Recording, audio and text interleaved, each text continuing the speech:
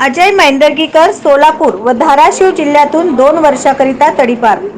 सरकारी नोकरावर हल्ला करणे, इतरांचे जीवित किंवा व्यक्तिगत सुरक्षिततेस धोका आणणारी कृती करणे यासारखे गुन्हे दाखल असलेल्या अजय संतोष मैंदर्गीकर वय वर्ष 26 यास पोलीस उपायुक्त परिमंडळ विजय कबाडे यांच्या आदेशान्वये सोलापूर जिल्हा आणि धाराशिव जिल्ह्यातून 2 वर्षाकरिता हद्दपार तडीपार करण्यात आले.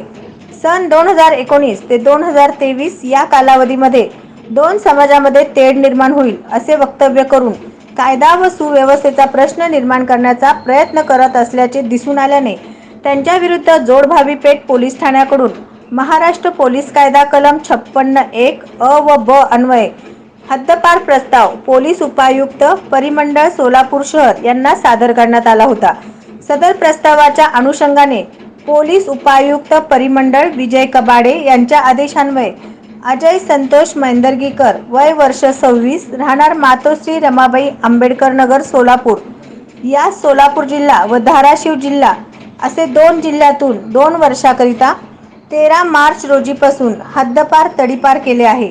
त्यास तडीपार केल्यानंतर वडवली पोलीस ठाणे शहर येथे सोडण्यात आले आहे. नवनवीन बातम्या पाहण्यासाठी SB न्यूज चॅनलला लाईक करा, शेअर करा, सबस्क्राईब करा.